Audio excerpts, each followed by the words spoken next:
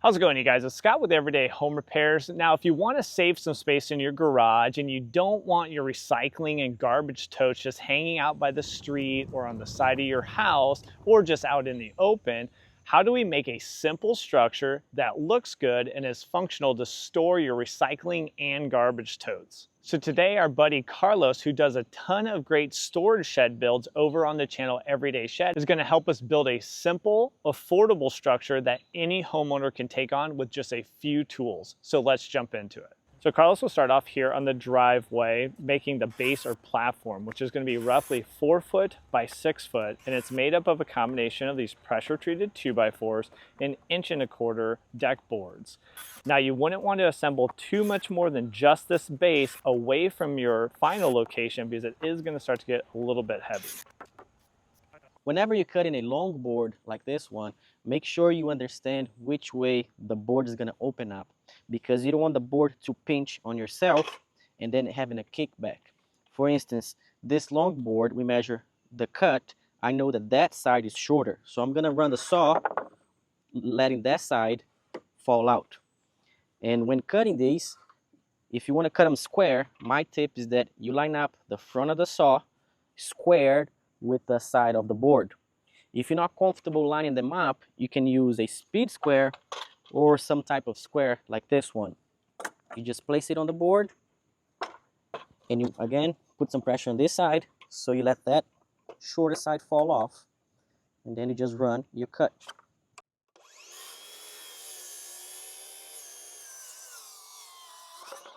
Now, one tip for these deck boards, and especially if you're doing a deck, is look at the end grains and make sure that the grains cup down, not cup up. Once these boards dry out, they'll tend to curl a little bit, and you prefer to have them curling down.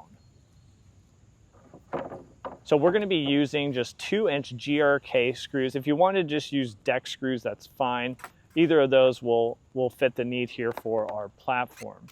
Now we'll get the first one in place and kind of measure things, especially your diagonals, making sure everything's squared up. And then once you feel good about that, you'll go ahead and drive 2 screws on each of the ends into the 2x4s across each of your 7 deck boards.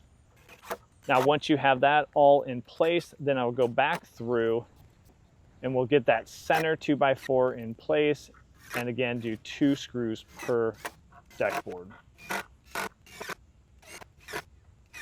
Now go ahead and move the totes from your final location so we can lay down that base. And again, that's about all you want to assemble before moving it, because it will get pretty heavy. Once you have that, you can kind of get your outline. And then depending how much slope you have, you might have to scrape down the surface, just kind of leveling things out front to back.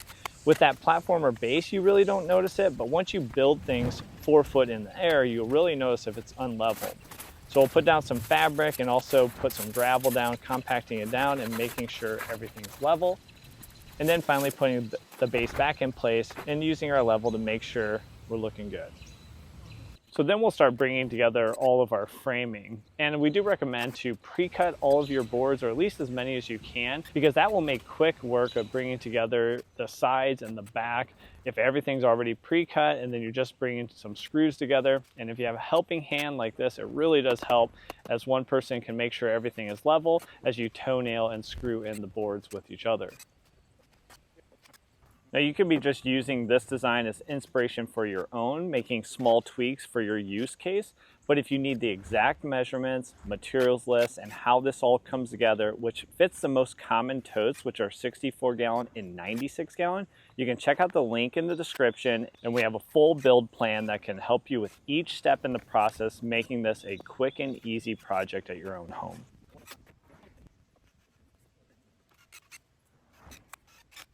Before you get too far ahead, make sure you build one of the doors and you dry fit that in place so you know it will fit and you don't have to go back afterwards fixing what you just did.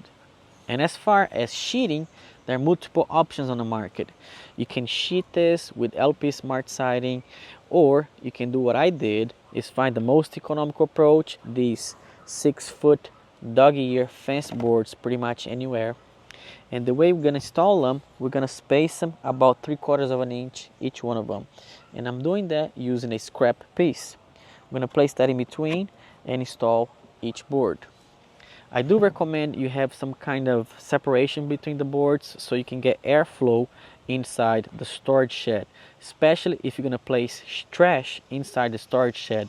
You don't want that trash getting really hot in summer times. So we'll move on to the back side here, and we're matching up our gaps and then also using a level to get that first dog ear picket level and matched up with that left-hand side. Once you have that, you'll just use your little scrap pieces to make sure you have consistent spacing 3/4 of an inch thick, moving all the way up on this back side. Then you're going to do something similar on the last side, at least the last fixed side, before we start working on the doors. And this will be quick work, lining all those up, going back and forth, and you can see we're just leaving those long here while we get everything spaced, and then using a circular saw, riding the framing down to cut that flush. And you don't have to get it the first time. You can go back through doing a few different times to get everything clean and flush cut, and you might have to finish off with a sawzall or jigsaw. Now for the actual doors. Originally, we're going to use 2x4 pressure treated, but that weight starts to add up, and that's really going to put weight on your hinges. So what we went with here is just using those dog ear pickets, and we'll take 4 vertical members. The first one's going in here, and then the horizontal, which will match up the pickets that are all around the left, right, and back side of this small storage shed. So once we get those vertical members in place, we make sure we have clearance because these are inside the framing members. So you want clearance on the top, bottom, left, and right. But we're not going to make them swing quite yet. We're just positioning our hinges and getting everything squared up and lined up. And once we have those hinges in place and everything's looking good, then we'll finish all the horizontal pickets, which I'm cutting right in the background right now. And then those will make quick work on finishing off the remainder pickets that we need horizontal running across the doors. Now on the top and bottom, because we're fitting within the framing members, those are ripped down to 4 inches in width, so everything fits within that. Now here's the key. Once you get this all done and you make sure you have clearance all the way around, you can just take a scale saw and we're going to run that right along that 2x4 pressure treated structural member, so then those will actually hit that when they're fully closed to give you something right off of. And then we'll put the latches in place. So now we'll just put a latch on the left-hand side and the right-hand side, making sure it can securely close. Now with the doors done, let's move on to the roof surface. We're going to use this sheet of polycarbonate roofing, and then we're going to go ahead and screw that on a 1/2 inch piece of plywood. This could be a static roof surface with a little bit of an overhang to keep the rain off the inside, keep the rain off anything you're storing on the inside. But we're going to actually make it pivot. So once we have those 3 sheets cut to 48 inches in place on the plywood, then we'll go ahead and attach that to a 2x4 that will be the hinge for this small storage shed we'll be using for those garbage totes. And then we'll use those longer screws that will hold the polycarbonate to the plywood, but also down into that 2x4. So it's really as easy as that, and now we have a location for that recycling and garbage tote, much cleaner. You don't have them just sitting out in the open. This same design is great for a standard little storage shed to clean up a little spot in your garage. You can get your rakes, your shovels, and some of your lawn equipment out there. You can keep it protected from the rain, but then also free up some room.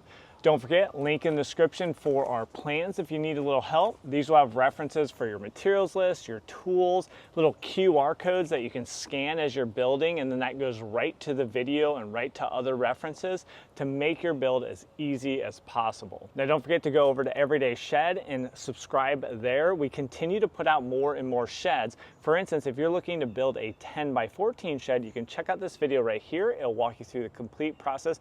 Or a classic size 8x12, you can check this video out right here. So thanks for joining me on this video, and we'll catch you on one of those next ones. Take care.